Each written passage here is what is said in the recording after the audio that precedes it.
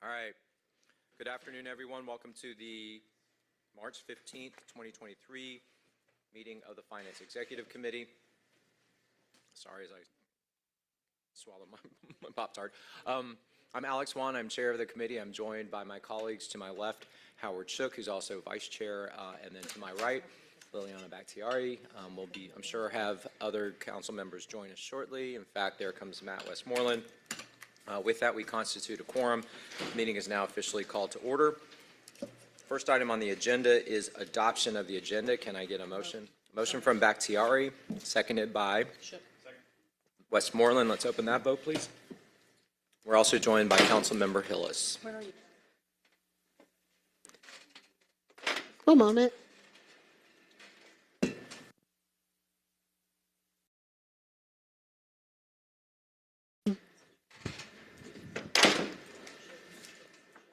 The vote is open.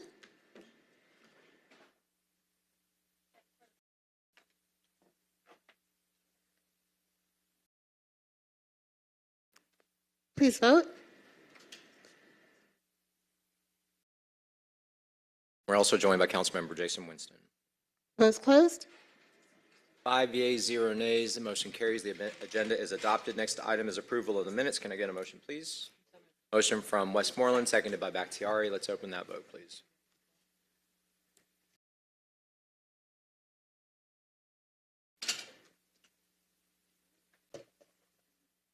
The vote is open.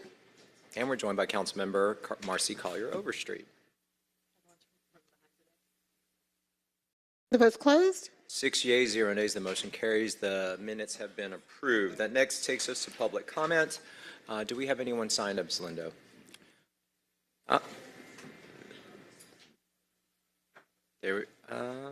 Okay, we have 2 people signed up. Sharon Turner will be first. As Sharon is coming up to the podium, just a reminder that you have 3 minutes. You'll see a timer on the screens behind us. That'll be counting down backwards, and I'll ask that as you see the time count down to 0 that you wrap up your remarks at that point. If you have written remarks and you don't finish, then you can leave those with the staff, and we'll make sure to get those distributed. Mr. Chair, our system is frozen, so if we get them, I'll manually time her. Okay, so you do a manual timer? Okay, all right. So if you'll do me a favor, just when there's 30 seconds left, if you'll give a 30-second warning, please, Ms. Lindo. All right, Sharon, you have the floor. Okay, thank you. Good afternoon, everyone. My name is Sharon Turner, and I'm here on behalf of BART Business Protected Class Campaign. And I am a justice-impacted individual, and we're here today to ask that you open up the amendment for us to be included as a protected class under the City of Atlanta Bill of Rights. It's important to me especially, and to others like myself. We have so many collateral consequences once we are convicted and we return home. It's so many barriers. And we do appreciate that the City Council back in October unanimously voted on our behalf to be a protected class in the City of Atlanta. But we need to be included under the Bill of Rights as well. I am 67 years old. I am still experiencing discrimination against housing. When I turned 62, I had to fight for housing. And now I'm choosing to move from where I am, and I'm going to go through that same process again. And I shouldn't have to. My conviction was back in 1993, and even though I was wrongfully convicted, I came out. I've been very productive as a productive citizen. I serve in our communities. I volunteer. I've been actively working. I am back in college. I got an opportunity through Strayer University. I'm majoring in criminal justice administration. So here again, like I said, I'm facing potential discrimination to get housing again once my lease is up. And the reason I'm doing that because the community that I live in now in the building is 440 and older, but I have had 30 entries into my apartment, unlawful entries, and nothing is being done about it. So I just think that if you take in consideration our plea today, and here are different experiences, stories, and why it's important that we are included under the Bill of Rights, so we won't have to continue to face this. And I'm here for the future generations and younger people, because here it is, I'm 67 and I'm still experiencing it. It's been like 30 years upon my release. Thank you for your time. Thank you, Ms. Turner. Appreciate your comments, and we'll take that under advisement. Next up is Patricia Bennett. You weren't here to speak? You weren't signing up to speak? All right. So that was just those two. That now then concludes our public comment section. Next up is presentations. Today we're going to be hearing from Invest Atlanta. I saw Dr. Eloisa Clementich join us in the room. Colleagues, you also have a copy of the presentation, a paper copy before you, and I believe Mr. Massenberg is loading that up. I'll turn the floor over to you, Dr. Clementich, and let you take us through it, please. Yes. Thank you so much for having me, council members. My name is Dr. Eloisa Clementich, proud president and CEO here at Invest Atlanta. So just wanted to run over, I forget I had the slides. We are on a 5-year strategic plan. This plan was approved here in City Council, and so we are now in year 3 of that plan and continue to progress forward towards some of those goals. Those goals really have a wide range of different metrics that we're monitoring. The first one is I want to report out for last year, January, December 2022, $264.8 million. Investment, though, is $708.5 million, and that number that I will continue to watch is that direct, indirect, and induced impact. So as a result of our investments, how much of that is really felt in the city, and that impact is $2.4 billion as a result of our efforts. We've been able to support the creation, implement, and play a role in the creation of 4,795 jobs and assisted 1,925 businesses. I will highlight that as part of the strategy, it was directed to really focus on what was our disinvested neighborhoods. So a lot of focus you'll see in the south side of the city, and in fact, 45% of our capital invested went to this part of the city in particular. I've shown this map before. I just want to make sure I highlight. This is all of the projects and investments at Invest Atlanta. This map is active on our website. You could go in and drill down to each of those different dots to understand specifically how it is and what our role was with either a business, a homeowner, and what we were able to do in the city of Atlanta. And you will see a lot of that focus area in the disinvested neighborhoods as we were directed in our strategy. We were also asked to take a keen focus on Proctor Creek, so I want to say that we continue to focus in this part of town as our investments. In particular, we've done over 62 events, and they range from small business seminars to down payment assistance, really trying to help and promote the development in this part of town. We've done that through both business loans and grants at the tune of $1.8 million, and 211 small businesses have been assisted within this area, and also 100 small business grants provided. And with that, I wanted to focus too on the Women's Entrepreneur Initiative that's been led by Monica Hooks. I'm excited to report that we will be inducing and welcoming our next cohort, will be cohort 4, to the Women's Entrepreneur Initiative.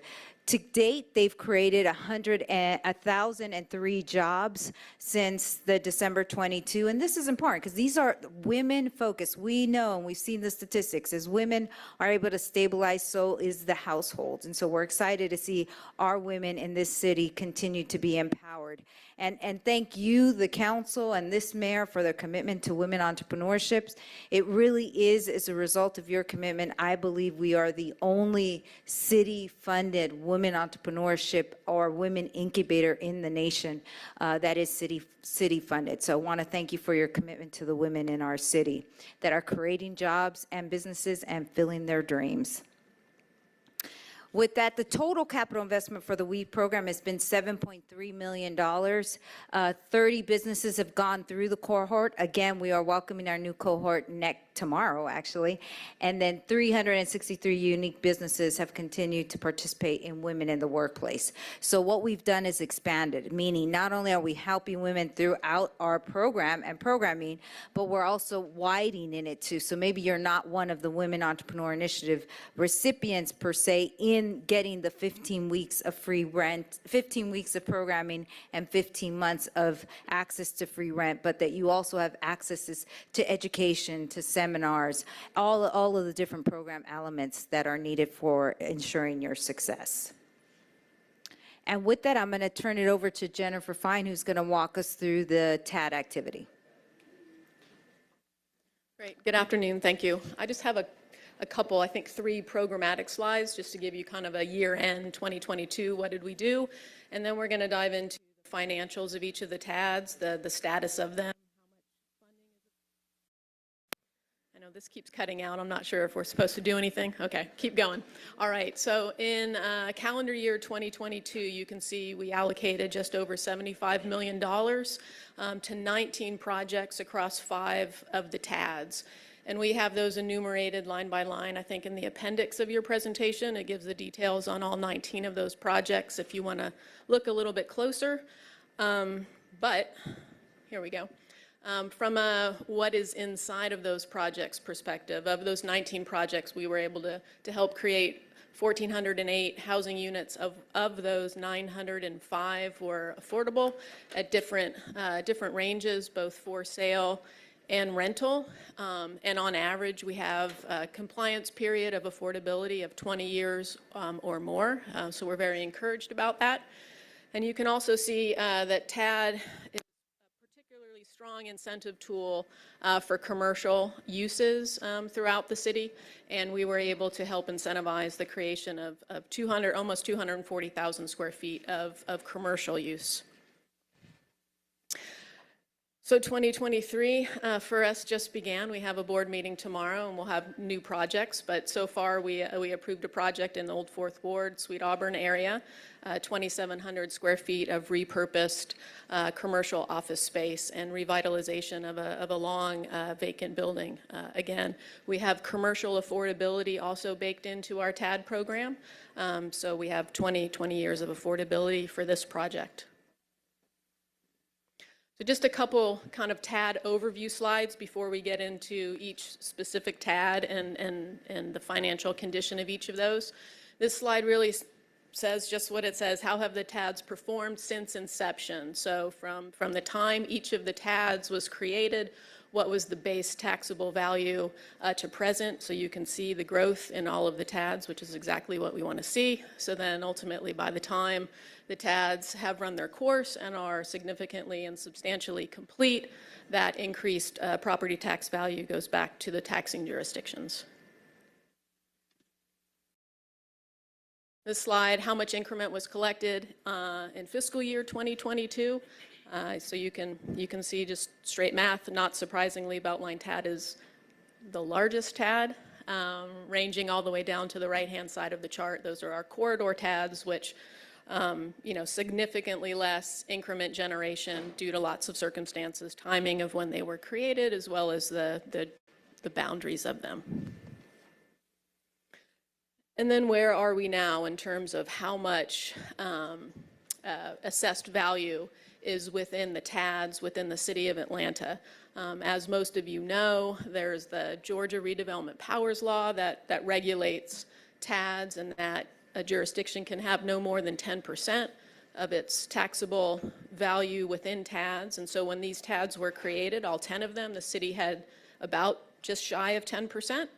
And so since 1992, when the first TAD, the West Side TAD, was created, you can now see we have over 17% of the city's assessed value in the TADs, which again is what you want to see. You want to see that growth because it represents growth not only in the TAD, but immediately outside of the TAD through halo effect. So this is good. It obviously means city can't create any new TADs right now, But again, we've been having conversations about the two TADs in particular that we know are on the wind down and future TADs. So this is all good news in terms of the growth and the value of the TADs. And I think now we're going to have our CFO go through each of the individual TADs and the financial condition. Good afternoon, everyone. So yeah, the first slide is the Beltline TAD. And so on the upper left, you'll see the jurisdictions that are participating in the TAD, which is APS, Fulton County, and the City of Atlanta. The bottom left shows the tax increment actuals for the last 3 years, projected for the next 3 years.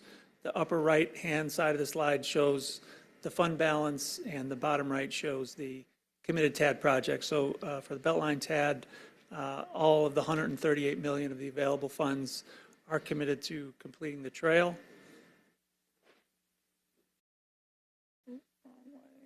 Next slide is the East Side TAD. To note on the East Side TAD, as of December 31st, the fund balance was $17.72 million, and the committed projects was $87 million. Next slide is the West Side TAD. The fund balance was the West Side TAD fund balance was $17.5 million. Committed projects were $31.5 million. Next slide is the Atlantic Station TAD. And all the funds in the Atlantic Station TAD are being reserved to pay down the debt service. There's one infrastructure project out there for $3.95 million, but everything else is going to be used to pay down the debt. Next slide is the Perry Bolton TAD. Fund balance is $21 million. Committed projects are $9.2 million. Next slide is the Princeton Lakes TAD. So everything in the Princeton Lakes TAD, that TAD is substantially complete. And so there's $4.1 million in projects being held aside for the city. And as soon as the city submits the requisitions, those funds will be expended. And then everything else, assuming that the city council decides to close the Princeton Lakes TAD, then the funds would go back to Fulton County and the City of Atlanta in their participating percentages. Next slide is the Camilton Road TAD. The fund balance is $2.6 million. Committed projects is $5.9 million. Stadium TAD, fund balance $2.8 million. Committed projects is $20,000. Next slide is the Hollowell ML King TAD. Fund balance $3.2 million. Committed projects $40,000. Next slide is the Metropolitan Parkway TAD. And the fund balance is $0.67 million, and the committed projects is $1.8 million.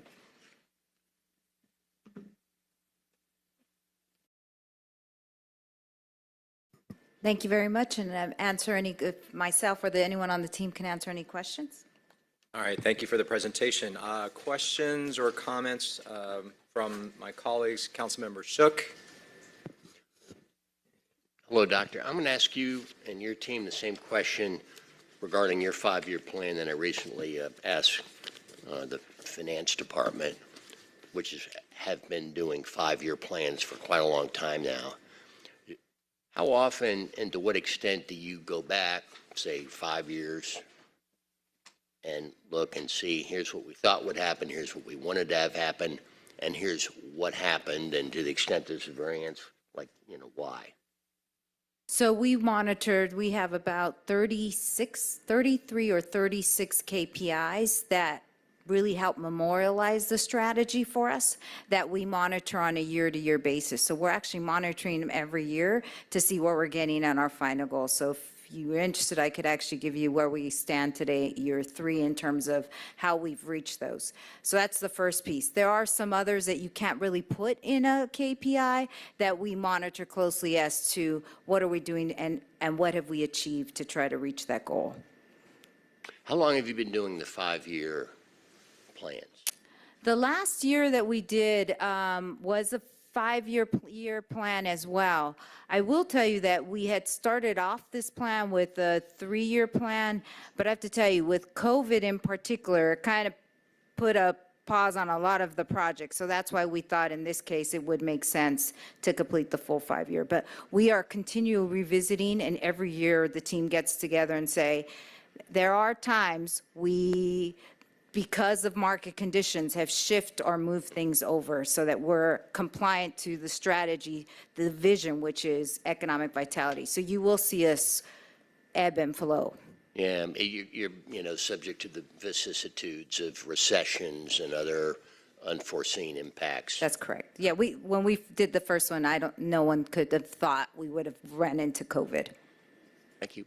You're welcome. Can you spell vicissitudes? I was like, you used it in a sentence, obviously. Other questions? No, I'm going to jump in. I want to ask a couple questions about the TAD data that was presented. Specifically, Atlantic Station TAD. I see the fund balance of $3.95 million as of December 31st, but I think you made a comment about there's a project or if there's a commitment of those funds for 3.95. Is that correct? Yeah, so there's one infrastructure project for the city those are committed for $3.95 million, and as soon as the city submits the requisition for that, get out. But that's the only project that's left, and this slide does not reflect that, so I apologize. Okay, I was going to say, because it doesn't look like the other ones that show the committed funds. And you're saying after that, wait, did you make a comment about, you said that about Princeton Lakes, that after that $4.1 million project is processed, that at that point, all the funds are going to basically go back to the debt and debt service. That's assuming that the city council votes to end that TAD. Okay, all right. And then regarding the East Side TAD, oh, hang on a second. So I thought the East Side TAD had a significant balance. Was that until 2 Peachtree kind of wiped that out and sent us back into the red? So we're not in the red. So the way that this slide is presented, so the fund balance is 17 million. And Oh, funding requests anticipated. yeah, so these are funding requests anticipated that are in the pipeline right now. So if we had to fulfill every project that's in the pipeline, then we'd be in the red. But right now, we're in the, we're in the positive 17 million. Explain to me the process of vetting and deciding on those $64.28 million worth of proposals. Yeah, describe to me kind of the process by which proposals that constitute the $64,028,000 are vetted and decided on and then committed. Sure. And so when we say pipeline, it's a several-year anticipated pipeline. So in particular, in the East Side TAD, we've been working really closely in the Sweet Auburn neighborhood. We dedicated some East Side TAD resources a few years ago for pre-development.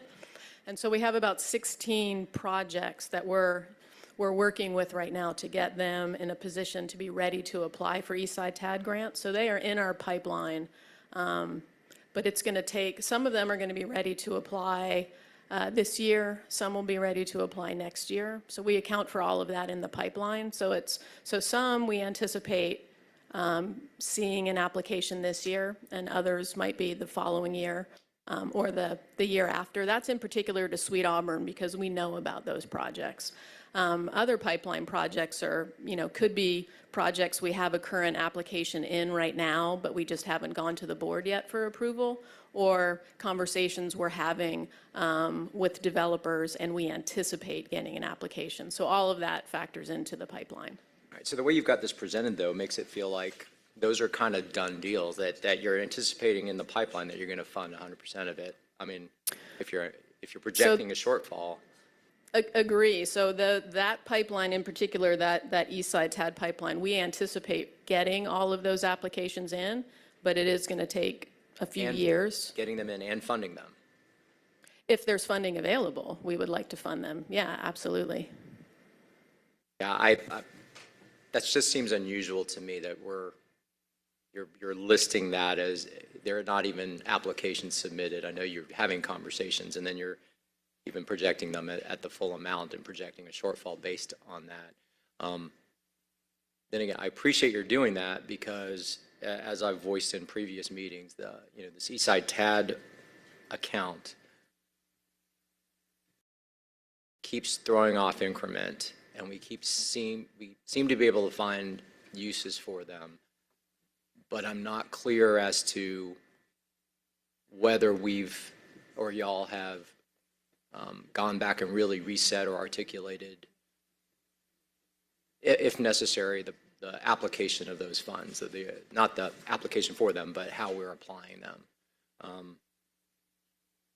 I just don't want us to get in a situation where we're just having that as a bank, that when we have opportunities come up, kind of like the 2 Peachtree Street, that all of a sudden, oh, here's a bucket of money we can go after, when it doesn't necessarily fit into an articulated strategy for the timeline on that. Same Yeah. thing, I'll say the same thing about Atlantic Station. I've said this for probably 5 to 10 years now, is that,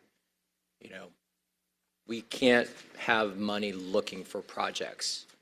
I mean, that's backwards. We really need to be strategic and decisive about, or deliberate about, these are the priority type projects. If it fits, great. If it doesn't, we move on. Or we have serious conversations about retiring the TAD. If there's a benefit to that, number one, it could create enough capacity for us to establish new TADs in areas that need them or could really benefit from them. And then we shouldn't ever forget our other financial partners in this, the school district as well as the county. So every time y'all present, I'm going to raise this question, and to the extent that y'all feel like y'all can answer it, and that you've done the due diligence behind it, we'll be all right. But if it starts feeling again like it's money looking for projects, then my drum will probably get a little louder. So. Absolutely, and I appreciate that. I have just one comment to that, specific to the East Side TAD, because I completely understand what you're saying in terms of there's a bucket of money, how do we spend that money? And that's not kind of our ethos, that's not our approach, and we craft the programs trying to really triangulate on the types of projects that are needed and the folks that need the funding to advance those projects. In particular, I think we've done the best job of that in the East Side TAD and in the Sweet Auburn area in particular. So ordinarily, I would never probably identify $64 million worth of projects over the span of 4 years, to your point. There's too many variables. In this case, I am much more comfortable because we've been working with them for almost 4 years now. And I think, they're critical, really important projects, big ones and small projects. We've committed, Central Atlanta Progress has committed to working with them to advance the projects. So we feel much more confident in those. And we don't do the same kind of approach to all of the TADs, to your point, because just because there's funding there doesn't mean we have to find something to use the money. Yep. Totally agree. Just wanted to make that case for the East Side TAD since it is a very large number. Okay, all right, I'll pass the microphone on to Marcy Collier, Overstreet. Thank you. I just want to continue on with that conversation a little more because Princeton Lakes TAD is in my district, and I'm really clear on the fact that the Princeton Lakes TAD has completed the purpose of the TAD, and I would like for everyone to be in that posture where TADs are concerned, especially since the only thing that wasn't complete in our TAD was the new fire station, which is on board now. Being ready to be completed, and I installed the decorative lights and all of these things. And at some point, you have to declare a TAD complete, or we're just really missing the ball on the purpose of the TADs. I really don't like the conversation that I just heard, if I'm being completely honest.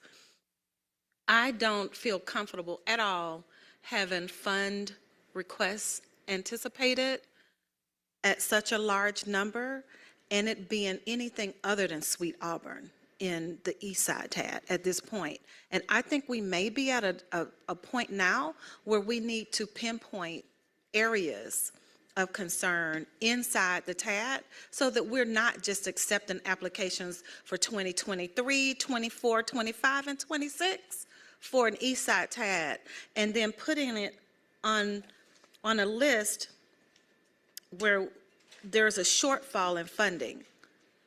I don't like any of that. I really don't.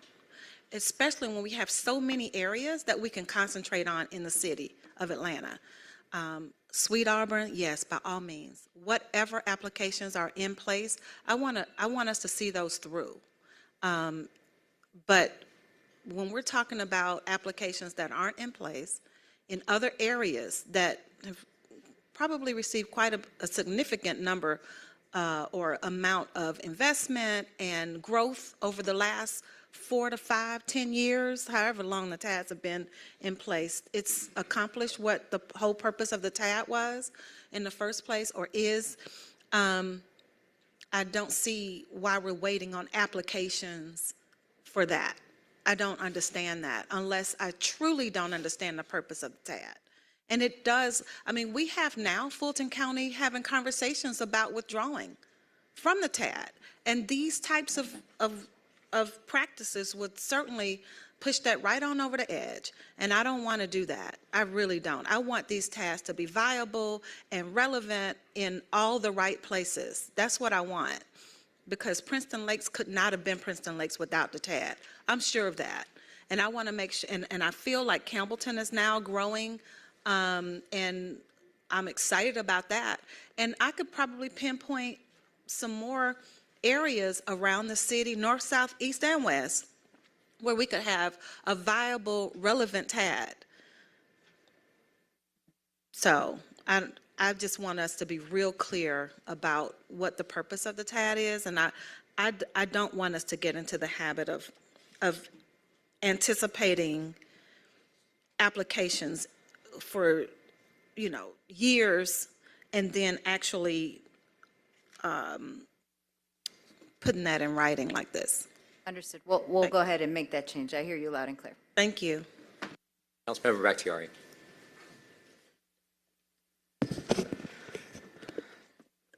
There's so much paper back here, I'm having trouble finding the button to the mic.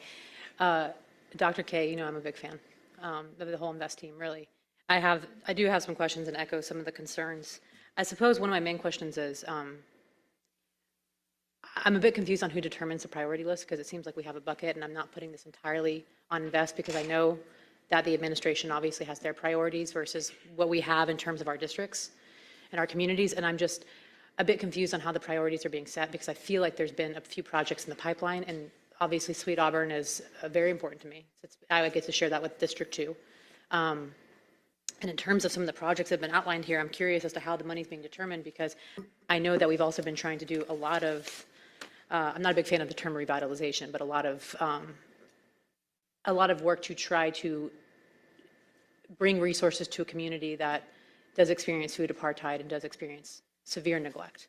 And it seems that some of those, as is common when in any investment opportunity, the bigger names are taking up a lot of that capital, and we're not seeing a lot of the return in the community.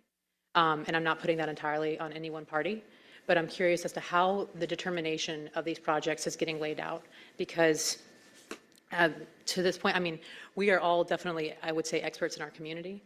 And I'm looking at the lists of the projects that have been promised. I'm curious as to like the turnaround, who determines, because the Peachtree investment, while great, and I'm really glad the administration's doing that project, seemed to suck all of the money out of what we were trying to do. And in terms of us also putting on you this opportunity to invest with our interfaith community and trying to do development, because as we know, a lot of churches have a lot of land and we have a housing crisis. So I know that that's a long pipeline, and I'm just curious as to how these things get determined and how we can make sure that our money actually makes it to the biggest impact for the community and not to the biggest thing that's going to make the biggest headline. Right. I'll tell you that priorities, it's a little bit of, and there's not going to be a straight answer because it's going to ebb and flow. Some projects are more ready. If they have their capital stack and ready to go, then those are the projects that are going to come to Invest Atlanta. We'll evaluate them. But right now, what we're seeing in the market is that there is a tightening of financing. And so many of the projects that we're thinking they might be ready to go are having pull back because their financing is not in order. It takes a while to put the deals together. So that is why we really can say, we'd love to get this project done, but if they don't have their entire capital stack in place, they're not ready to go. And so what we don't want to do is come in also too early, because then the money just sits without being implemented into the project and into the community. And so what we're going to do is we're going to spend a lot of time with the projects to understand where they are. I will tell you on the housing side, so if your project has a housing component, there has been some changes from the state level on tax credits. And so that has also added to the complexity of being able to put projects together. So it will be, what we're trying to do is look at the best and highest impact. Each project gets evaluated and underwritten, and they come in and we're working with them to ensure they have the highest impact. In terms of priority, it's really going to depend on which projects are ready to go, shovel ready. Again, our objective is to get the money into the community and projects built, and not just have TAD funding sit. Yeah, can I? Yeah. Thank you. I also just wanted to speak to our guidelines. So all of our TAD programs and all of the TADs that have open funding initiatives have guidelines that really set the target of the types of projects that we're looking to use TAD dollars to incentivize. Obviously target towards the preservation and creation of affordable and workforce housing being kind of a North Star, as well as helping to reactivate long vacant or blighted commercial space to house new businesses, existing businesses, create, economic vitality on commercial corridors. Those are two key components of priority for the TADs, as well as infrastructure improvements within these commercial corridors to help drive activity to businesses, be it small businesses or large businesses. So really our guidelines help explain and convey to the community and the development community, existing business community, these are the types of projects we are interested in potentially funding, and then we kind of tailor our programming there. So that's kind of the first step internally for how we can control TAD programming, and then other projects sometimes come up, such as a Two Peachtree. Understood. I will say that I'm obviously still frustrated, not entirely with you all. There's a lot to be frustrated about these days. And I intend on following this up with not just telling you I have an issue here, but working with you to find a solution and continuing to follow that up. If I can narrow in just a little bit and ask one of my selfish question is, Invest does own some property on Auburn that is a parking lot, and I would love to see us actually invest and turn that around. I've managed to work with a developer who's a lot right next to you, and I think it's a huge opportunity for an affordable housing project or a first responder housing project there. And I would love to follow up on that. And then to your point, Dr. K, the piece on, you said the tax credits that are coming, the change from the state. We obviously heard Governor Kemp speak some pretty big words about wanting people to loosen up regulations around housing so more housing could be built. And that's a great tweet, for sure. Yeah, appreciate the tweet. Has that been followed up with any action by the state to actually loosen the regulations, since it's incumbent upon them to do it so that we can actually loosen our own? Have they followed that up with any action, as far as you know? Then I'll keep enjoying the tweet. Thank you. All right, Councilmember Shook, then Councilmember Westmoreland. I love piling on Invest Atlanta about these TADs. I've spent many years doing it. It's cathartic, but we're the policymakers, kids. Put in a paper. You'll have me at hello. Otherwise, we're just enablers. I remember driving by the Atlantic Steel site. I don't know who else here does. It gets harder and harder to remember what that looks like.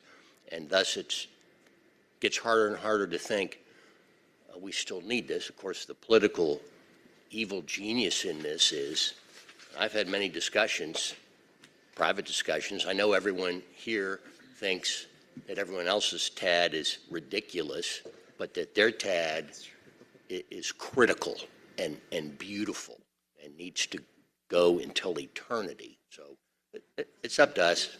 Thank you. All right, Councilmember Westmoreland. Thanks for your presentation and all you're doing.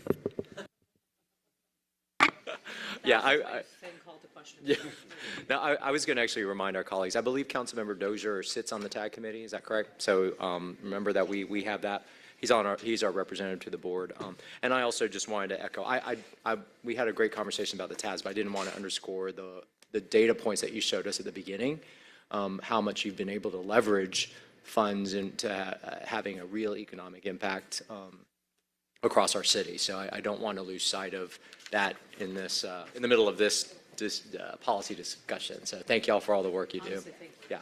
Any other questions or comments for Invest Atlanta representatives? Appreciate you. All right. Thank you all very much. Oh, yeah, I saw that. Don't want them. Okay, next up is our consent agenda. We have 6 items, ordinances for first reading. Ms. Lindo, if you could sound those in, please, for us. Yes, Mr. Chair, item number 1 is 2030-1149. This is an ordinance by Finance Executive Committee authorizing the mayor or his designee on behalf of the City of Atlanta to enter into an art easement agreement with Spring Street LLC, a Delaware limited liability company, for the location and installation of a wind sculpture in an area consisting of approximately 87 square feet located in land lot 77 of the 14th District of Fulton County, Georgia, and for other purposes. Item number 2 is 2030-1150. This is an ordinance by Finance Executive Committee to extend services in connection with agreement listed herein, citywide janitorial services with American Facility Services Incorporated, beginning March 31st, 2023, and to authorize the mayor or his designee to execute the 10th Amendment to the agreement to extend the term on a month-to-month basis for up to 3 months, effective March 31st, 2023 through June 30th, 2023, until a new contract is advertised and awarded, and to add funds to the agreement on behalf of the Department of Enterprise Asset Management, the Department of Watershed Management, the Department of Parks and Recreation, and the Department of Public Works in amount not to exceed $981,904.70 in accordance with Section 2-1163 of Article 10, the Procurement and Real Estate Code of the City of Atlanta Code of Ordinances. All contracted work to be charged to and paid from accounts listed herein and for other purposes. Item number 3 is 2030-1151. This is an ordinance by Finance Executive Committee authorizing the mayor as designee to acquire certain real property located at 2487 Howell Mill Road in land lot 155, 17th District, Fulton County, Georgia, in exchange for conveying certain adjacent real property owned by the city located in land lot 155, 17th District, Fulton County, Georgia, with the tax ID number listed herein, in order to clear title to and eliminate existing encroachments affecting each of said properties, to execute all documents necessary to effectuate said property transfer, waiving sections 2-1541, 2-1543, and 2-1571 through 1574 of the City of Atlanta Code of Ordinances and for other purposes. Item number 4 is 2030-1152. This is an ordinance by Finance Executive Committee authorizing the mayor or his designee to execute the First Amendment to Sole Source Agreement FC 10548, Verizon Business Network Services with Verizon Business on behalf of the Department of Atlanta Information Management and for the benefit of Hartsfield-Jackson Atlanta International Airport, to correct and modify the initial term of the agreement to be retroactively effective in accordance with Section 2-1163, subsection C of Article 10, the Procurement and Real Estate Code of the City of Atlanta Code of Ordinances from April 20th, 2020 through April 19th, 2023, and to add the installation and services of 2 IG Internet circuits to the statement of work for an amount not to exceed $34,887.97, and to exercise the first renewal option for a term of 1 year effective from April 20th, 2023 through April 19th, 2024, for an amount not to exceed $358,932.96. All contracted work will be charged to and paid from accounts listed herein and for other purposes. Item number 5 is 2030-1153. This is an ordinance by Finance Executive Committee amending the fiscal year 23 intergovernmental grant fund budget by adding to anticipation and appropriations an amount not to exceed $50,000 through September 30th, 2023, from the Criminal Justice Coordinating Council on behalf of the Mayor's Office of International and Immigrant Affairs, and waiving the requirements of Chapter 2, Article 9, Division 1, Section 2-910 of the City of Atlanta Code of Ordinances entitled Grant Applications, and ratifying the mayor's actions in applying for and accepting and entering into agreements in connection with said grant and for other purposes. Item number 6 is 2030-1154. This is an Ordinance by Finance Executive Committee to amend Section 146-26B, C, D, E, F, and G of the Code of Ordinances of the City of Atlanta so as to change the ad valorem tax rate of the real and personal property for the general levy, debit levy, city parks levy, school operating levy, school debit levy, the special tax district levy, and the Atlanta Beltline special district levy, to provide that the tax rates established herein shall remain fixed each year until amended or repealed and for other purposes.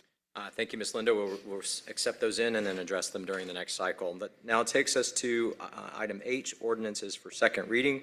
First item is 23-01130, an ordinance by Finance Executive Committee authorizing the Chief Financial Officer to amend the FY 2023 general fund budget in an amount not to exceed $512,000.00 to accept proceeds from the East Side Tax Allocation District Fund on behalf of the Department of Enterprise Asset Management to anticipate and appropriate the East Side Tax Allocation Fund proceeds to reimburse costs expended for task order number 2 for the implementation of real estate transaction strategy development at 2 Peachtree Street and for other purposes. Commissioner Santil. Commissioner Santil, Remy Santil, Department of Enterprise Asset Management. Good afternoon, Committee and Chair. This original task order legislation came to you all in January for the services, and this is just to repay us, to accept the funds to pay for the services. Questions or comments? Motion from Shook, seconded by Westmoreland. Let's open that vote, please. The vote is open.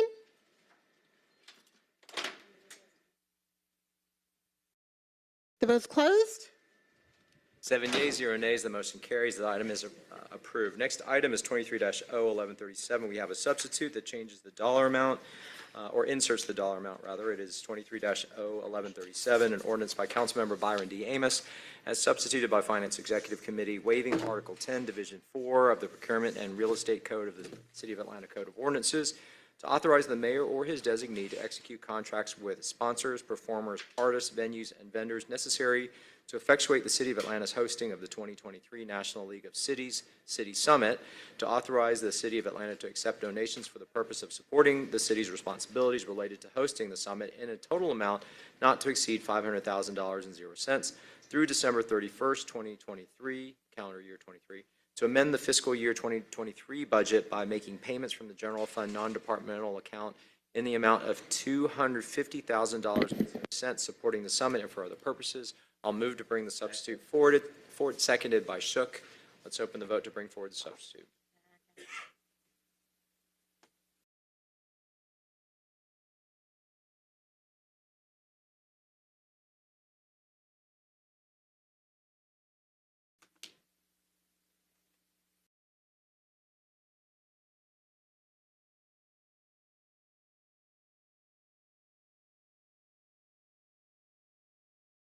Vote closed? Okay, Oh, it's sorry, six. I'm not sure what's happening. Multitasking emails. 6 yeas, 0 nays. The motion carries. The substitute is before us. Mr. Payne. Good afternoon, Councilmember Juan and members of the Finance Committee. Theo Pace, Deputy Chief of Staff, Office of the Mayor. This legislation authorizes the city to accept donations for various sponsors up to $500,000 for the National League of Cities Conference, which we held here in Atlanta this November. The legislation authorizes a contribution of the city for $250,000 for certain activities associated with the conference. You may recall in 2019, the City Council adopted legislation for the city to submit its bid to host the NLC conference. Councilmember Byron Amos is, of course, on the National Board of Directors for this organization. We are anticipating well over 4,000 city mayors, council members, and other municipal leadership from across the country for the conference. I'm open to any questions you all may have. Any questions for Mr. Pace? Motion from Shook to approve on substitute, seconded by Overstreet. Let's open that vote, please. The vote is open. The vote is closed. 7 yeas, 0 nays. The motion carries. The item is approved on substitute. Thank you, Mr. Pace. Next item is 23-01141, an ordinance by Councilmember Jason Dozier authorizing the Chief Financial Officer to amend the Capital Finance Fund budget and the fiscal year 2023 Department of City Planning General Fund budget by transferring an amount not to exceed $1,150,000.00 from the Capital Finance Fund to the fiscal year 2023 Department of City Planning General Fund to fund building inspections and permitting services and for other purposes. I understand Deputy Commissioner Sitterfall was going to speak to this. There she comes.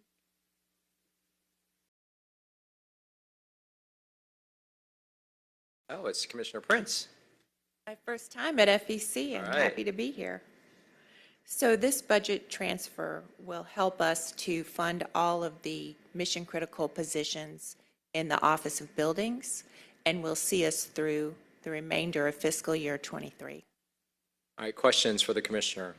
I actually have one. So the funding, what is it going to? Is it going to fund previously unfunded vacant positions? Is it going to do salary adjustments? Is it going for contract and professional services? What is it going to? Yes to the first two. It's for hiring, and it's for raises so that we can pay our employees competitively. Raises for current existing employee positions. Are we enhancing those salaries so we can be competitive? We have done some benchmarking on the positions, and for the ones that we have received the benchmarking from HR, we're going with those recommendations, and for the others, there is a small increase that we hope will help us with the recruiting. Okay. I'm glad to see this because, we've been talking about it. I mean, this is a mission-critical function for the city that's really slowing a lot of progress and opportunity down. So I'm glad to see y'all are starting to think through ways to block some of the blockage, if for no other for better term. Mr. Shook. Well, thank you for your question. I'm glad to see you're not being held hostage by the pay and class study, which we'll get 2 years. Commissioner Smith from HR has been super helpful with this. They benchmarked positions for us and got us going. Excellent. Thank you. Councilmember Bakhtiari. Hey, Commissioner. I think I have questions for both Finance and the Commissioner. One, I'm happy to see this is happening because, to echo Councilmember Shook, you shouldn't be held up by the pay and class study. And I'm looking at, I managed to get a hold of one of the flow charts from, I think as recent as February. I mean, you have more unfunded and vacant positions in DPC than you do actual people working for you. And I don't know how y'all are doing it. And I'm sorry that it's happened for this long. And I also believe that your entire housing department has now gone under the new department under the mayor, correct? Almost? Yes, well, about half of them, maybe slightly over half, went to the mayor's Office of Policy to perform new functions, and the positions that remain in the Department of City Planning are still there. So when they went to the mayor's office, they went into newly created positions. And we kept the positions in the Office of Housing and Community Development because we're required by ordinance to perform many housing functions, and we need people to do those things. I would honestly like to know how much money the city has lost over the last year as we've been bleeding out this department, and I think that's something that should be mentioned. Because, I mean, I would encourage my colleagues to look at this. Red is for unfunded, blue is for vacant, and literally every department is entirely red and blue. So I'm really glad that we're moving forward on this, but my question is it enough to finish out the fiscal year? Yes, it is enough for us to finish out the fiscal year. Okay, then we also have to do the work to make sure this doesn't repeat next year, not a temporary fix. So I really appreciate all the work that y'all have done. Honestly, don't know how you've done it with this many people missing, but I'm grateful, and I will not let this go, just so you know. And I move to approve. All right, motion from Bakhtiari. Is there a second? Seconded from Westmoreland. Let's open that vote, please. The vote is open.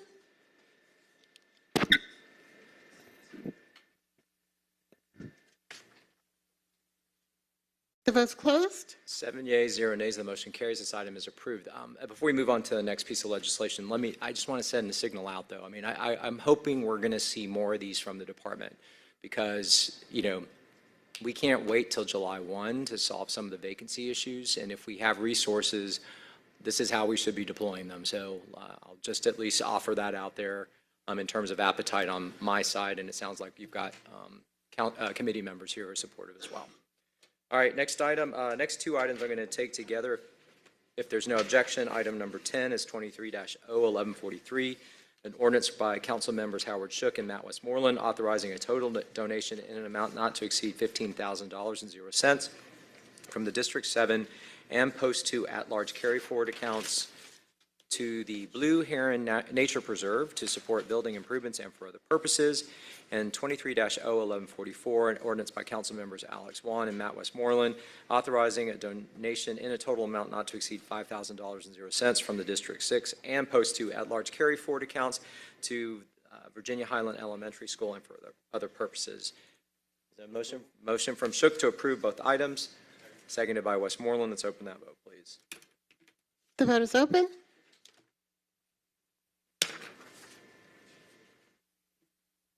The vote is closed. 7 yeas, 0 nays, the motion carries. Those two items are approved. Next item is 23-01145. There is a substitute that adds Post 2 as well as fills in the donation amounts, and I'll read in the caption and make the motion. It's ordinance by council members Alex Wan and Matt Westmoreland as substituted by Finance Executive Committee, authorizing donation in an amount not to exceed $5,000.00 from the District 6 and Post 2 at-large carry-forward accounts to Morningside Lennox Park Association and for other purposes. I'll move to bring the substitute forward. Substituted by Shook. Seconded by Shook. Let's open that vote, please. The vote is open.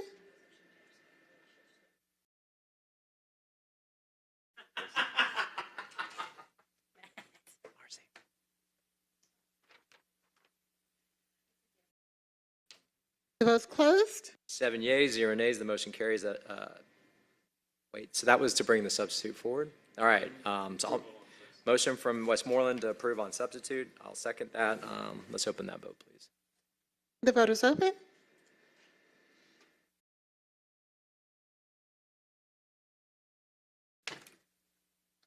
Will everyone please vote?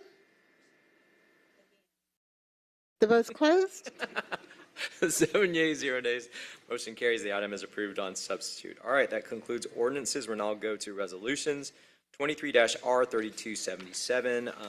We will need to amend this, but let me go ahead and read it in the caption.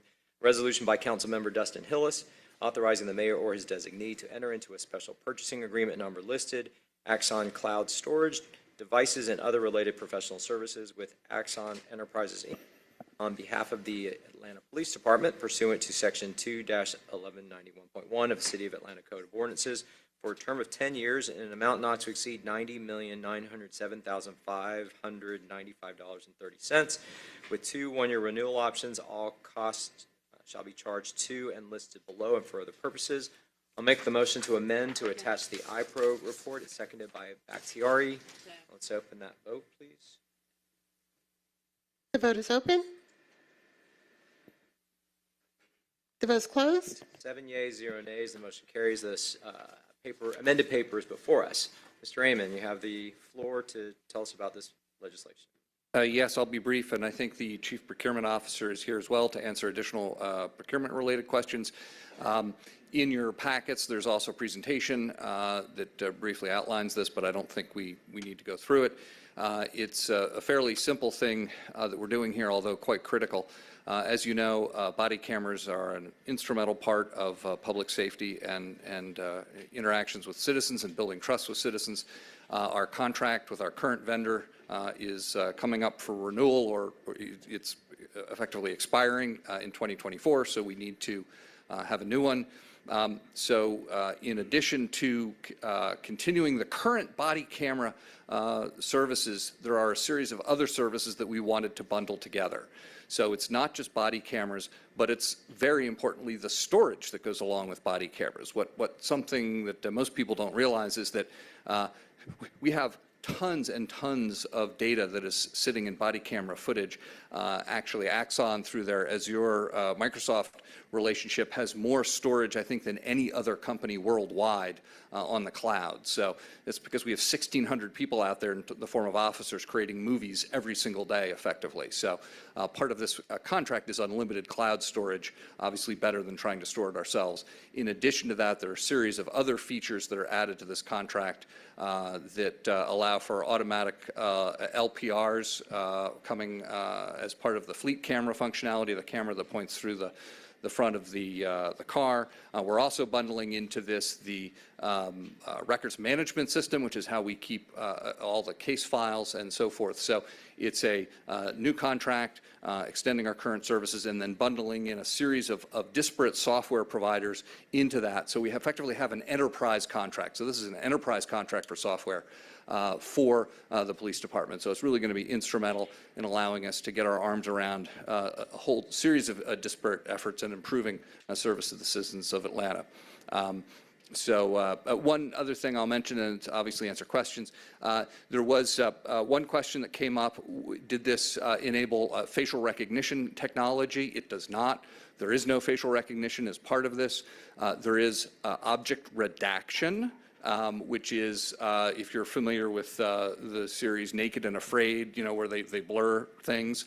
We're not getting into that business per se, but there are needs to blur images, and so this allows you to blur images or blur objects, but there is no facial recognition, and there are no plans for an APD Naked and Afraid series. All right, thank you, Mr. Amon. We have questions from Shook, then Bakhtiari, then Hillis. Are we obligated to store that data for 5 years, 10 years in perpetuity? So there is a set of policies. I'd have to get back to you on the time length, but yeah, we do store it for quite some time. I don't recall off the top of my head. I can get you an answer on the. There are certain regulations around the storage, which does create Cost, yeah. Well, it does. Although this contract includes unlimited public safety related cloud storage. So we can actually, which is a huge value, because we can take all the things we have in evidence.com and put it in there, all the case file related material. There are many, many attachments when you look at a police report, particularly something like a homicide, where you know, there's just tons of stuff that goes on the cloud. So it will be in the cloud. Councilmember Bakhtiari. Hey, Mr. Amon. First of all, great parallel parking job up front. Oh, was that your Jeep that I blocked in? Yeah. Oh, whoops. Thank you for backing up, by the way. Oh, you're so welcome. If I had backed in the person behind me, I would have absolutely written you. No, it was great. I was just curious, as I was doing research, and I was wondering if there had been any grant opportunities with the Bureau of Justice Assistance. I know that they were doing, that they've opened up specifically for body cams. I'm going to defer to my colleague, Ms. Pascal. I know we had some grants. We've had a whole series of grant applications. I'm trying to remember if there's one for body cameras associated with this. Good afternoon, Yolanda Pascal. Yes, APD currently has been awarded a contract for body-worn cameras from the DOJ. Okay, great. I was just looking at, I have been researching it, so I'm happy to hear that. So, great. Thank you. All right, Councilmember Hillis. First, I want to make sure that your vehicle has a camera in it, so. Actually, my vehicle has nothing in it, so unfortunately, it's going to be. Speaking of cars, you want to be a very good used car salesman, because one of the things I wanted to see mentioned in this is by bundling these services, over 12 years, there's $50 million in savings? There's a couple different ways to calculate the savings. That's one way that we calculate it. Procurement has a lower figure when you compare to other cities' contracts, but there are savings either way you slice it. But yes, the bundling is very helpful both operationally and from a savings perspective.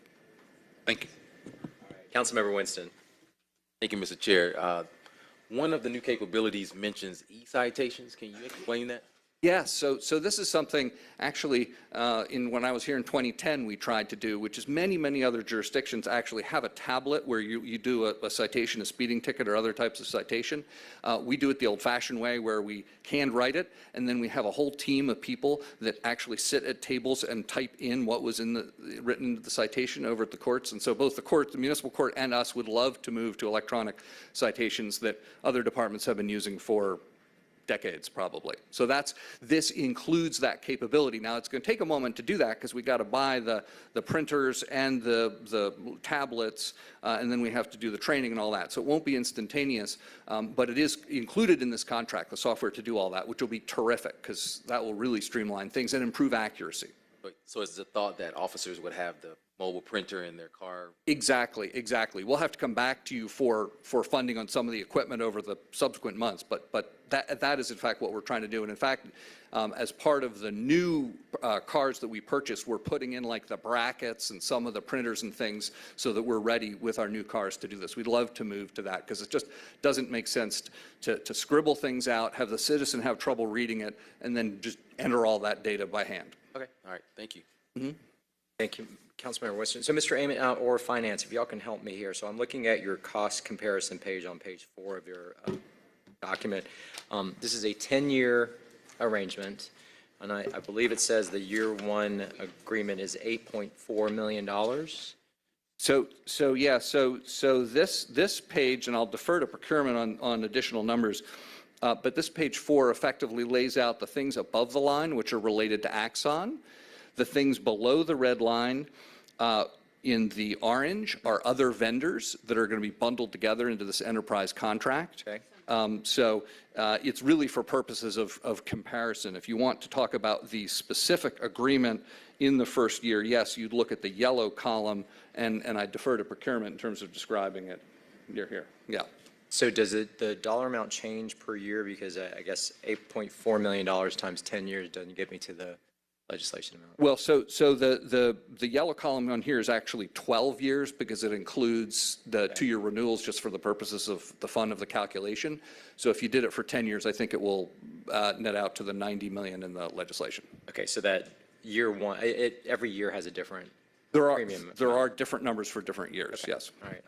And then my other question is, it's unusual for us to see contracts longer than 5 years. So the fact that we're going out 10, is that to get better pricing? It's to get better pricing, and it's reflective of the fact that the functionality of some of this, like records management, is significant. I mean, you have to train the whole department on how to use a record management system. It takes a couple years to develop, integrate, install the program, and if it's only a 5-year contract, you're sort of halfway through it before you're really getting to use it. So it's both savings and operational efficiency. And then I guess as technology changes, or if is that factored into this as well? Axon is the industry leader in this with in excess of 70% market share, I've been told. And so, we believe that they will continue to be an industry leader. But there are provisions in the contract. Obviously, if there's a problem with our relationship with them, there are ways of dealing with that. Thank you. Councilmember Bakhtiari. Sorry, last question. Is there any chance that something like this would actually lay down the foundation for, let's say, a couple years down the line for us to be able to do something like mobile booking for lesser offenses to help alleviate cost in court?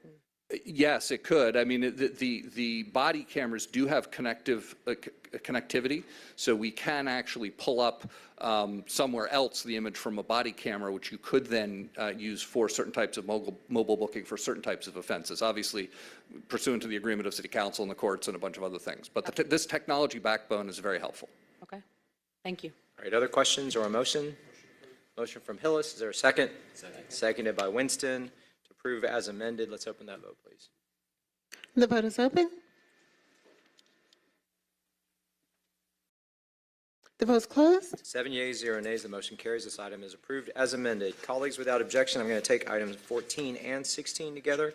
23-R3279, a resolution by Councilmember Andrea L. Boone authorizing the mayor or his designee to issue task order number 4 for contract number listed, citywide architectural planning, design, engineering, and construction phase services with Fitzgerald Collaborative Group LLC for design services for Fire Station 25 on behalf of the Department of Enterprise Asset Management in an amount not to exceed $634,261.00. All work to be charged to and paid from accounts listed and for other purposes. And item number 16 is 23-R3283. Resolution by council members Antonio Lewis, Michael Julian Bond, Matt Westmoreland, and Keisha Shawn Waits, authorizing the mayor or his designee to issue task order number 5 for contract number listed, citywide architectural planning, design, engineering, and construction phase services with Harrison Smith LLC, design services for Fire Station 30 on behalf of the Department of Enterprise Asset Management in an amount not to exceed $741,495.00. All work to be charged to and paid from accounts listed and for other purposes. Commissioner, you have. Greetings again, Chair, members of the committee. Remy Santil, Commissioner, Department of Enterprise Asset Management. The legislations in hand are as read. These are to begin the design processes for the fire stations, new construction of the fire stations. Questions for the commissioner? Motion from Westmoreland, seconded by Bakhtiari on both items. Let's open that vote, please. The vote is open. Actually, don't go anywhere yet, Commissioner. I do have a follow-up question. Please.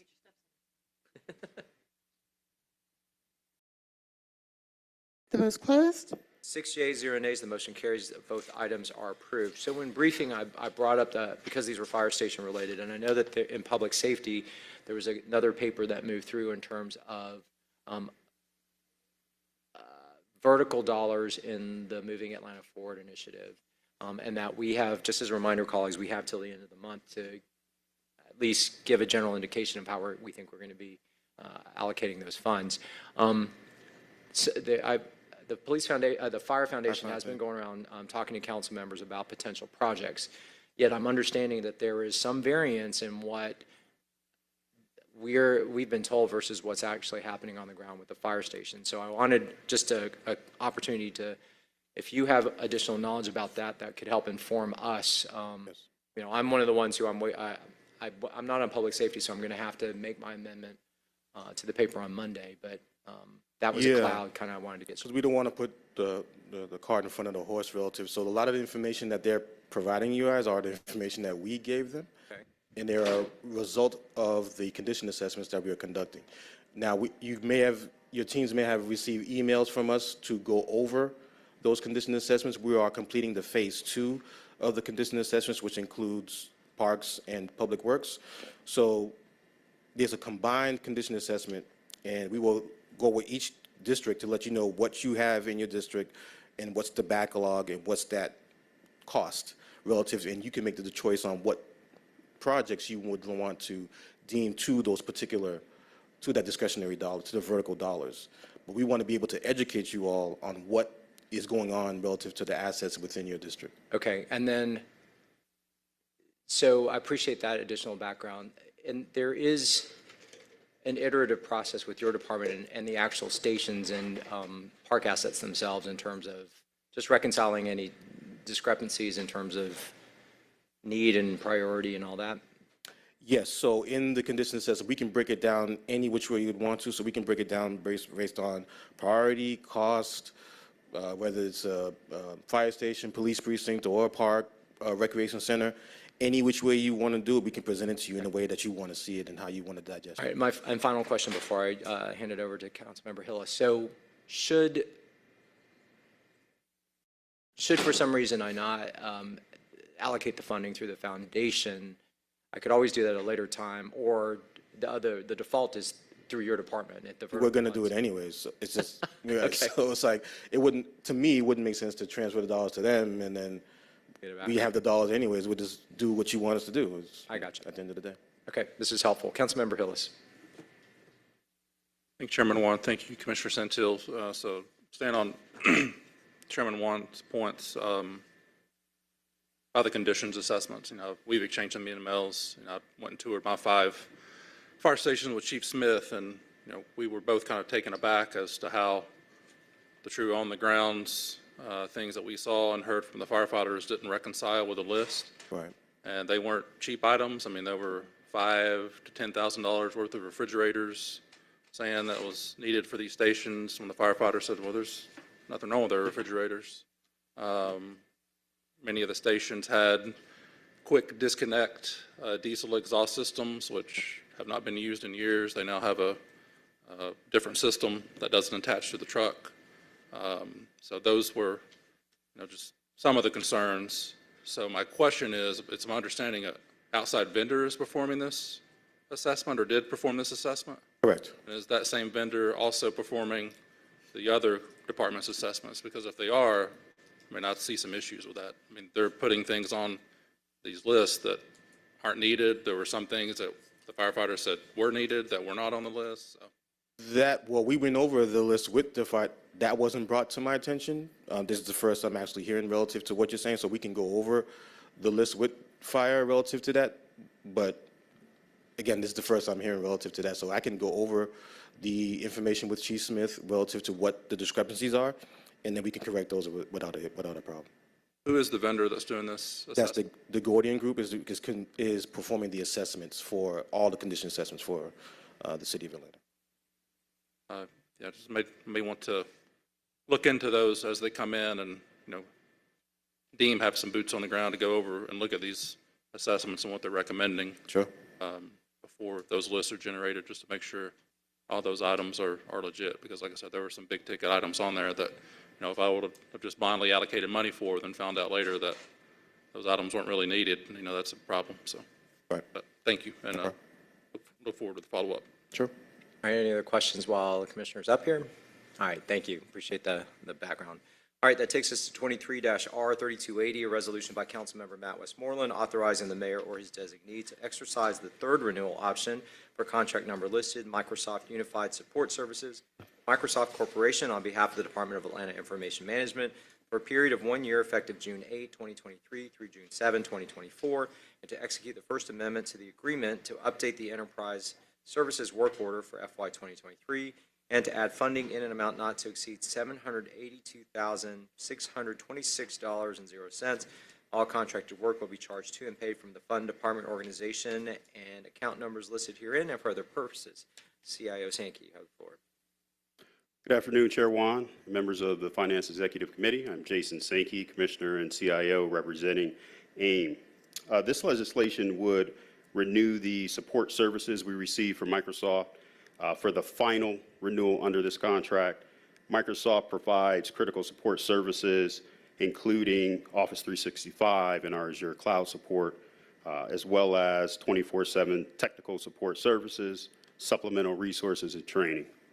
Pending any questions, I seek approval for this resolution. Any questions? I do have a quick question. The dollar amount jumped significantly from the first year, last year from, looks like 600,000, and we're almost 782 this time. Is there a specific reason?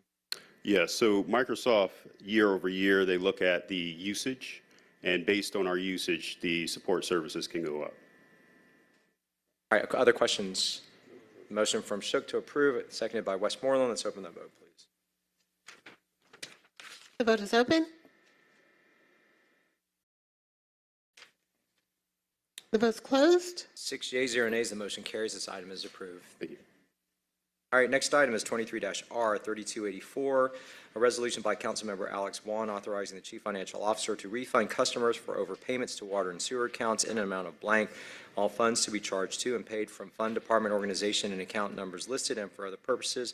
I'll make a motion to hold, seconded by Westmoreland. Let's open that vote. The vote is open.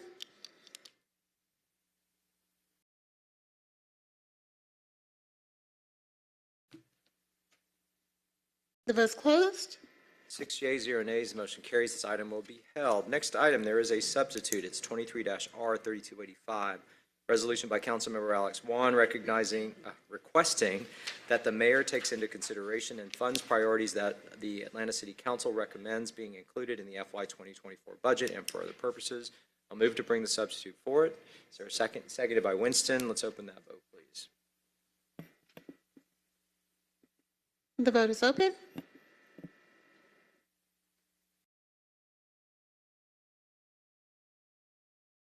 The vote is closed.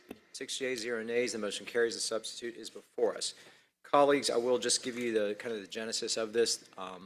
This incorporates budget priorities that Ms. Lindo and I received, submitted by council members up to this point, except for two that came in this morning, one from Councilmember Dozier and another from Councilmember Lewis.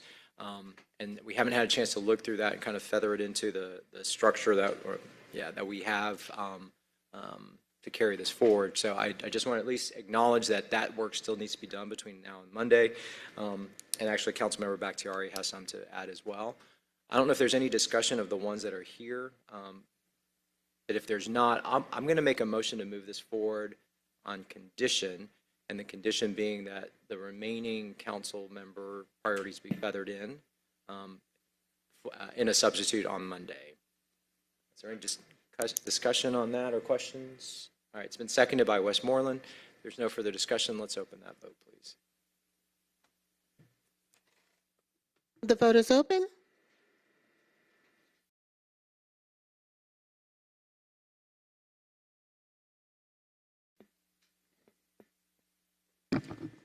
The vote's closed. 6 yeas, 0 nays, the motion carries. This item is moving forward with no, on condition, and we'll have the substitute on Monday. All right, next item is 23-R3301, a resolution by Finance Executive Committee authorizing the mayor or his designee to exercise the fifth renewal option for cooperative purchasing agreement number FC 8869, Kings 3 Elevator Emergency Telephone Equipment, Monitoring, Maintenance, and Dispatch Services with Kings 3 of America, Inc., North America, doing business as Kings 3 Emergency Communications on behalf of the Department of Land and Information Management for a term of 1 year effective from July 1, 2023 through June 30th, 2024, in an amount not to exceed $24,401.16. All contracted work to be charged to and paid from funding numbers listed herein and for other purposes. We need to amend this to correct the Watershed Management Fund account number in the third resolve clause. I'll make a motion to amend, seconded by Shook. Let's open that vote, please. The vote is open.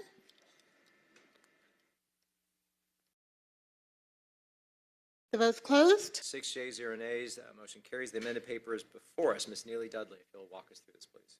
Good afternoon, Council Chair and Council Board.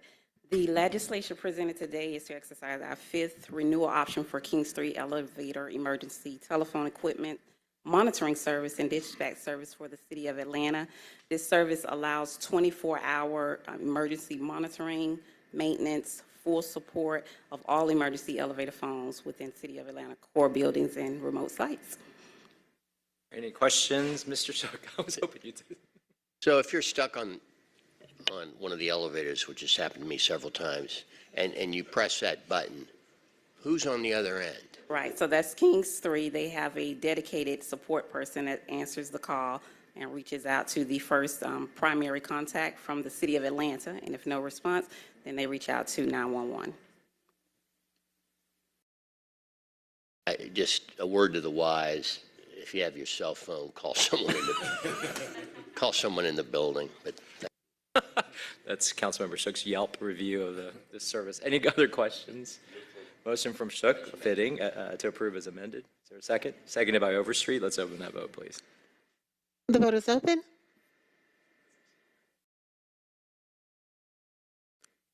The vote is closed. 6 yeas, 0 nays, the motion carries. This paper is Thank approved you. as amended. Next item, 23-R3302. Resolution by Finance Executive Committee authorizing the mayor or his designee to execute the First Amendment to Special Procurement Agreement number listed, Cavendis On-Call IT Services with uwork.com, Inc., doing business as Cavendis Technologies, Inc., on behalf of the Department of Atlanta Information Management to add additional funding, including funding received by the city from the U.S. Department of Treasury under the American Rescue Plan Act in an amount not to exceed $2,936,000.00. All contracted work will be charged to and paid from the fund department organization and account numbers listed herein and for other purposes. We need to amend this, y'all, to insert the AIM fund account number in the second resolve clause, so I'll make that motion to amend, seconded by Shook. Let's open that vote, please. The vote is open.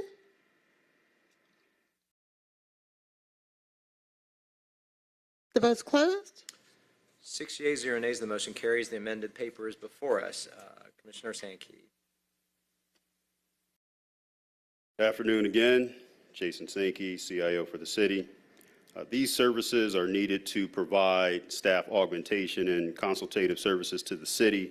And I just want to mention, as I stated in the last FEC meeting, my goal is to reduce our reliance on these contracted resources in the upcoming fiscal year. Pending any questions, I seek your approval of this resolution. All right, questions for the commissioner? Motion from Shook to approve is amended, seconded by Winston. Let's open the vote, please. The vote is open.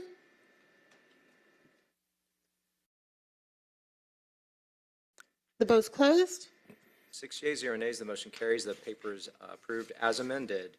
Thank you. All right, thank you. Without objection, I'm going to take items 21 and 22 together.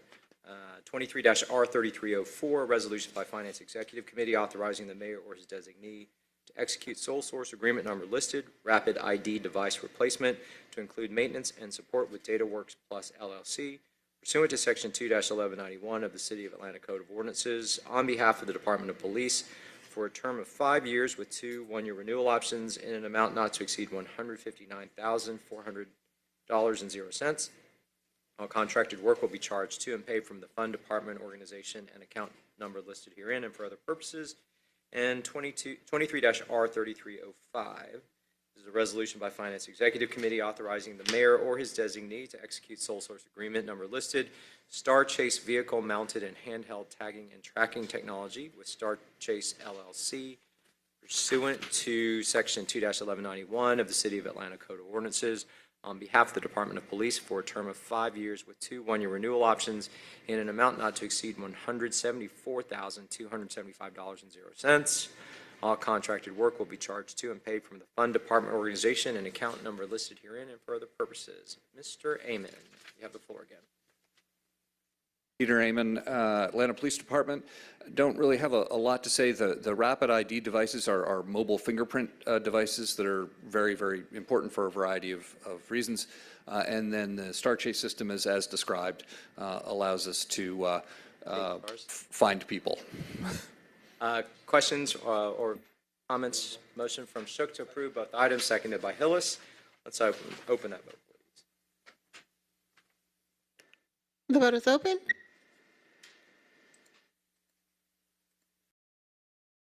The vote's closed. 6 yeas, 0 nays, the motion carries. These two items are approved. All right, 23-R3306, a resolution by Finance Executive Committee authorizing the mayor or his designee to execute a special procurement agreement with Brooks, Berry, Haney, and Associates, Inc. for contract number listed, traffic signal and communication project traffic combo number 4 on behalf of the Atlanta Department of Transportation pursuant to Section 2-1191.1 of the City of Atlanta Code of Ordinances for traffic signal upgrades, pedestrian signals, ADA ramp improvements, and traffic signal removal and minor improvements for a term of 1 year with 2 one-year renewal options in an amount not to exceed $2,904,455.03. Our contracted work will be charged to and paid from the fund, department, organization, and account numbers listed herein and for other purposes. Colleagues, we need to hold this to wait for the IPER report, so I'll make the motion to hold. Seconded by Shook. Let's open that vote, please. The vote is open.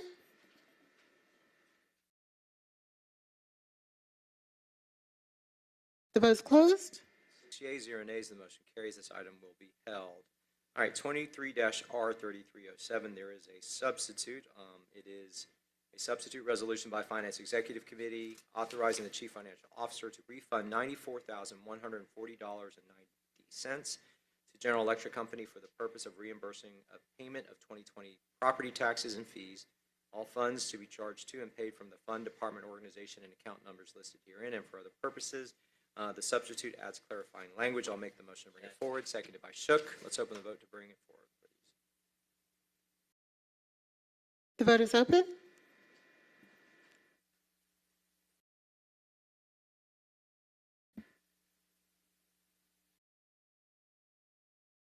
The vote is closed. 6 yeas, 0 nays, the motion carries. The substitute is before us. Mr. Davis, if you'll tell us about this paper, please. Good afternoon, council members. Lawrence Davis, Revenue Chief, Office of Revenue. On this item before you, the company, which is GE Streams, their tax compliance company, sent the payment via lockbox to the City of Atlanta, and they were supposed to send it to Union City. And therefore, we are refunding GE Stream their property tax so that they can pay it to Union City. All right, so motion from Westmoreland to approve, seconded by Winston. Let's open the vote, please. The vote is open.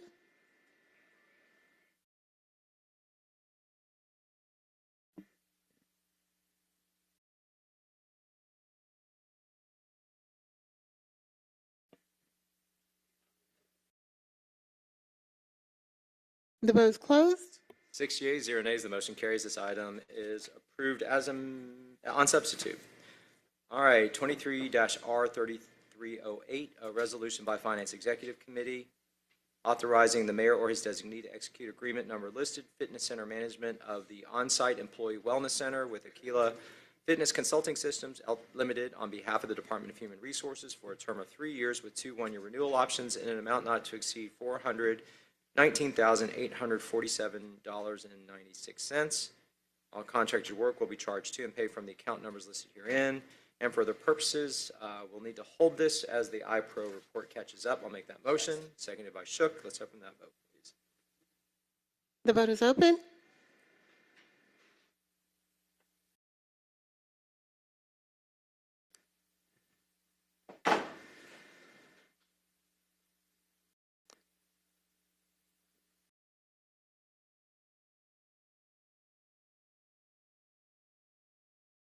The vote is closed. 7 yeas, 0 nays, the motion carries. That item will be held. Okay, that concludes kind of the regular agenda piece. Now we'll move into dual refers. Ms. Lindo, did anything make it out of the preceding committees for us to address? No, Mr. Chair. All right, that takes us to papers held in committee. All right, let's take, we have 2 items coming off of held. Let's go ahead and take item 37. This is the Ethics Office and Office. Unless, fine, would y'all rather go first?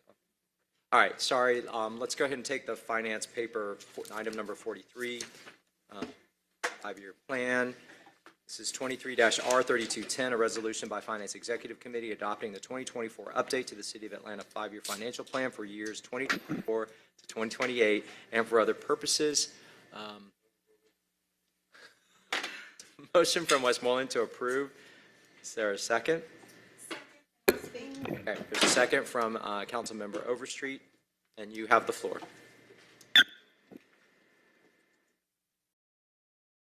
As always, I just want to make sure that everyone knows that Finance took the time to meet with all of us. So we're not seeing it for the first time today. And I know I made a couple suggestions during our meeting, and I am sure they're going to incorporate those in due time. But I'm very comfortable with the 5-year plan that they presented today. I would like to give the CFO just a quick opportunity to high level. We don't need to do the whole presentation, but. Sure. Thank you, Councilmember Mohammed Bala, Chief Financial Officer. So I just wanted to take a few minutes to talk about what this exercise does. This exercise is required by the city as pursuant to Ordinance 09-01406. So this was put in place during the city's time with extreme financial hardships and difficulties. And at that time, the city was facing a problem where it was needing to fund critical operations over a phased year period.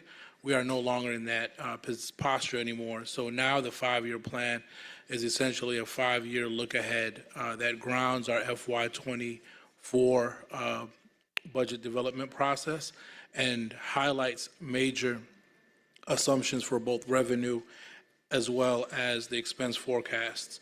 For the 5-year period, we are projecting revenues starting in FY24 of $790 million, all the way up to $872 million, and that represents generally about a 2.5% growth over that period, with the major revenue categories being property tax revenues, public utility, alcohol, beverage revenues, lost revenues and license permits, all showing strong, consistent growth, as well as some of our other revenues holding steady over that period. In the same 5-year period, we are projecting the city's expenses anywhere from $792 million up to $852 million over that period, with the primary driver being personnel services and employee benefits, as well as purchase contract services. Overall, in a nutshell, the city is in a good posture over the next 5 years, with steady, modest growth in revenues that will outpace expenses. By FY 2028, we are projecting a surplus of nearly $20 million. Again, we'll go into much deeper detail in the FY 24 budget process when we hand over the proposed budget and get into the departmental briefings to discuss these costs in much more nuanced details. All right, any questions for the CFO? And Ms. Lindo, we'll just make sure that a copy of the presentation gets circulated to council members and available for anybody who requests it. Other questions? There is a motion from Westmoreland, seconded by Overstreet, to approve. Let's open that vote, please. The vote is open.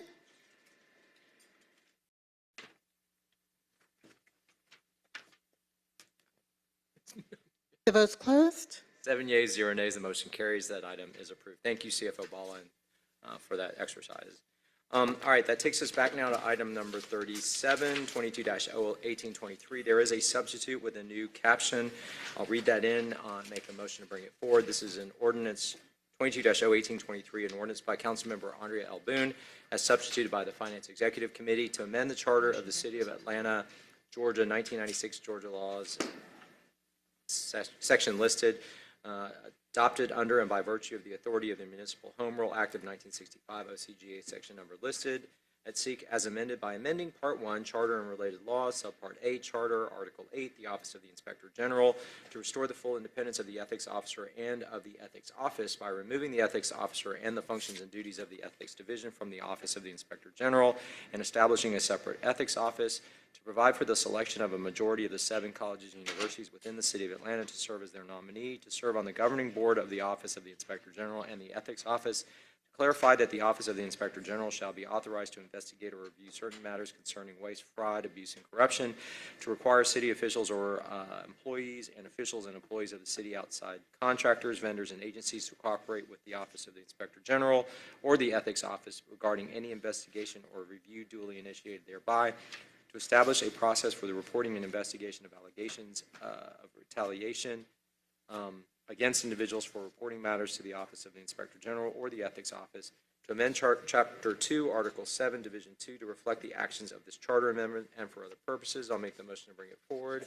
Seconded by Bakhtiari. Let's open the vote to bring it forward. The vote is open. The vote's closed. All right, 7 yeas, 0 nays, the motion carries. The substitute is before us. All right, so colleagues, this is the product of both the original legislation that was brought forward by Jabu Sangova of the Ethics Office, and then the work session that we had in here about 2 or 3 weeks ago, and then just additional conversations that have gone on. I want to first, you have the substitute before you. What I'd like to do is go ahead and first call up Ms. Sangova to see if she's got any comments to make, and then I'll actually, I see Shannon Manigault from the Inspector General. I'll have her come up as well, and then we can open up kind of dialogue about the paper.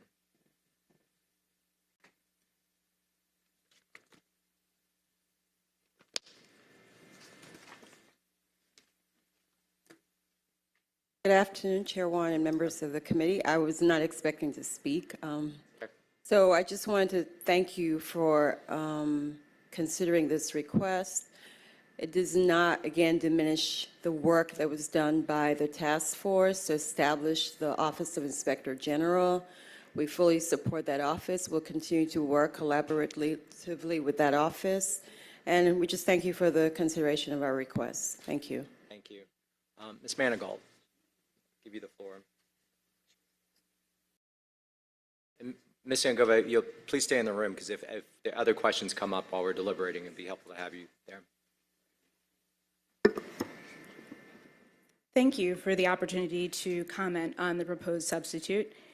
I only received it a few hours ago, but for my review, I first want to start by thanking you for incorporating a couple of the changes that we sought, specifically those provisions that would establish a duty to cooperate, and also the provision that would codify our office's commitment to the protection of whistleblowers. Naturally, we were seeking a number of other changes that would benefit the office that are not reflected in the substitute.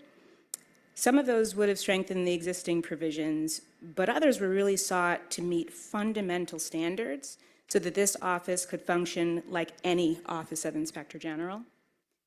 When the Task Force for the Promotion of Public Trust suggested the creation of an Office of Inspector General, it did so because there were particular aspects of offices of Inspector General that they thought would be beneficial to the City of Atlanta. The city already had a number of existing oversight entities, including an independent compliance officer. So their purpose in recommending an Office of Inspector General was first to consolidate the investigative function for fraud, waste, and abuse in the city, but also to imbue that entity with the powers, independence, authority, and tools that are typical of offices of Inspector General, and really intended to mirror those offices. For the work session, I provided copies of legislation from other jurisdictions in order to highlight what those offices look like. Because there are limitations that are in the current legislation that you won't find in the legislation for the other jurisdictions that I provided, nor any other jurisdictions that I'm aware of. And so many of the changes that we were seeking were to address those limitations. With all of the indictments and guilty pleas and guilty verdicts and sentencings, I don't think I need to belabor the need for the office. This is a need that this office, this body has fully recognized. And I appreciate the work of the council, not only in creating this office, but also all that's gone on to support this office. That support is not something that I take for granted. No one in my position could. It's not a given at all for these kinds of offices. So I'm really grateful for all of that. Part of the seeking of the legislation is because there's more that needs to be done. And if the city has gone the step of creating the Office of the Inspector General, then that office should then fully function like an Office of Inspector General. And so the legislative needs really go to meet that need. So I'd said at the beginning of the work session that I hoped that it would be the beginning of a dialogue with the office in order to shape legislation that would empower the office to perform this vital city function. So I hope that that would be the beginning, and that notwithstanding the substitute, that remains my hope. Thank you. All right. With that, I'll open it up for any comments or questions or discussion on it. Yes, Councilmember Overstreet. So quickly, thank you for your comment, and actually thank you for the engagement of the entire process of giving us feedback as to how things have been going since the legislation has been enacted and you've been in office. I appreciate all of it. When making decisions about what to change and what not to change, I totally understood why we could remove the ethics department from OIG. But what I was specifically looking for more than trying to just reshape the legislation was fixing things that were going wrong over the last year with the legislation that we've enacted. And I didn't really see a lot of that. In the places that I did see a potential way that we could make it stronger, I think I gave a deep thought about that the whole time. But I wanted to make sure that we were correcting something that was actually not done well. So that I just wanted to give you a good rationale behind the decisions that I made. Other comments? I mean, I'm going to echo that as well. I mean, I think you and I have had multiple conversations about this. And, you know, I'm glad you're taking the posture of this is going to continue to be an iterative process. I think we were part of the time consideration right now is just budget in terms of the initial piece of moving the ethics office out. We wanted to try and move that in tandem.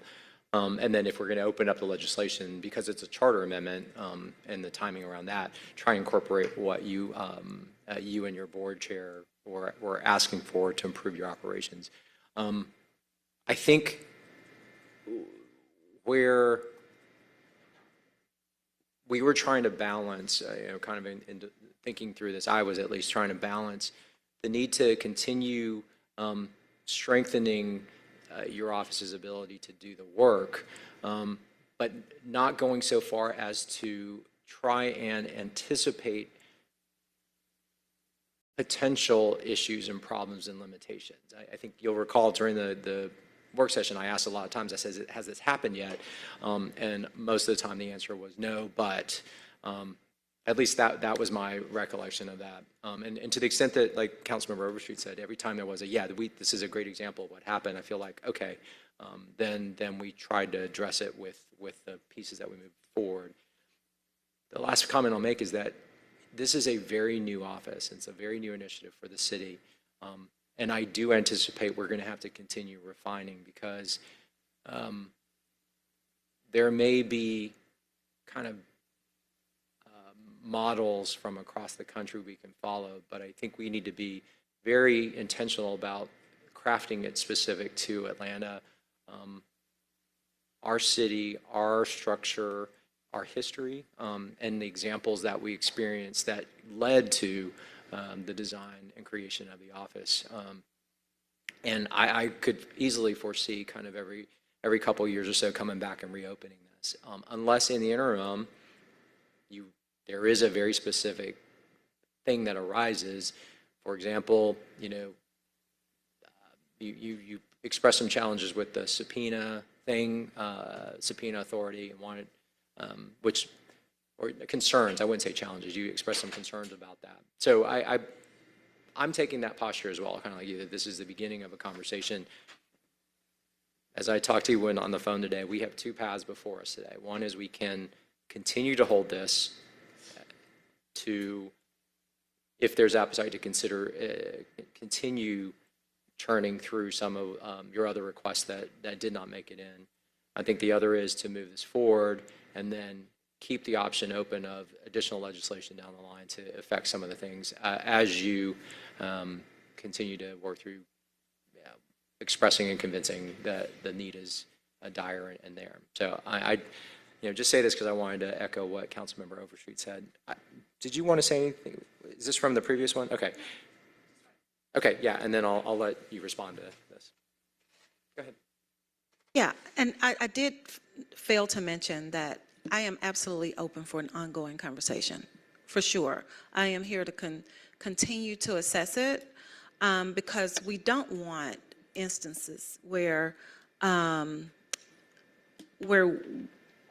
what we have in place is not strong enough, or that is the problem that we can fix in the legislation because of things that are going differently than we'd like for them to. I actually had a couple hard no's of things that I just wouldn't change that came before me in your request. No matter what, like I can't even think of an example of when I would change my mind about subpoena.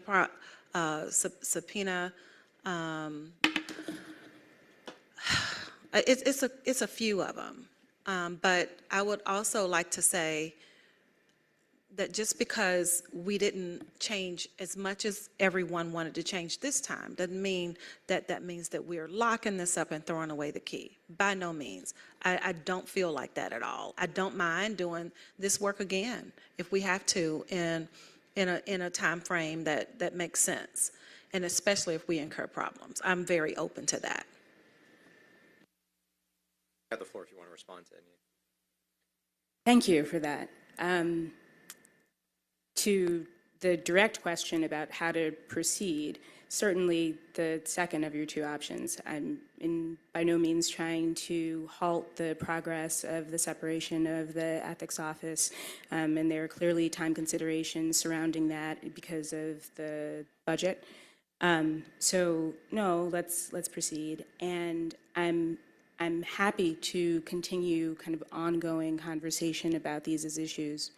Part of the reason that we put forth the legislative changes that we did was because I feel pretty strongly about the issues that are both have already arisen, and there are examples to support just about every change that we put in, but also it's the knowledge of how these offices have functioned across the country and knowing the exact issues that have arisen elsewhere as well, right? So it's not a matter of it's speculative as to when it's going to happen here, but there are problems there are already kernels of them, and so they're just going to develop. And so part of what we were seeking to do was to, as much as possible, limit that in the first instance, to try to approach the office and its powers and authorities in a way that would stave off some of those issues. To your point about the subpoena power for city records, after the work session, I thought about what you were talking about, and it occurred to me that part of what you were saying about making sure that the office still had that power was that individuals take subpoena power seriously. and you want to make sure that the office then maintain that power. Part of what I'm seeking to do is to make sure that this office is taken seriously in the first instance, that even without a subpoena, that the request for documents is then met because this is a place that is looking to make sure that there's appropriate oversight. So I will take you up on the ongoing conversations offer because I think that there will be very much to talk about. All right. Any other discussion? There is a motion from Shook to approve on substitute, seconded by Hillis. If there's no further discussion, we'll open that vote, please. The vote is open. The vote is closed. 7 yeas, 0 nays. The motion carries. This item is approved. All right, so just procedural on this one. It's going to move forward to full council on Monday, but because of the change in caption, I understand will need to be re-advertised. So we should go ahead and start that process, or if the clerk does that, I don't know if staff does that.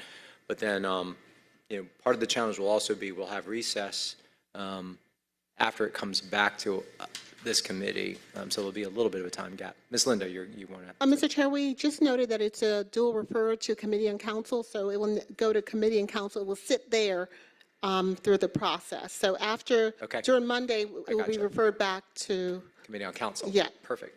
Okay, so it will not come back to this committee. No, thank you.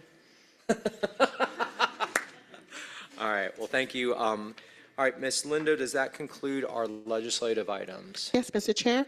All right, that then takes us to, we don't have any walk-ins. And so general remarks. Colleagues, just wanted to remind y'all that our FY24 budget briefing schedule was distributed today. You should have a copy at your station. And that we're going to, what? Oh, okay.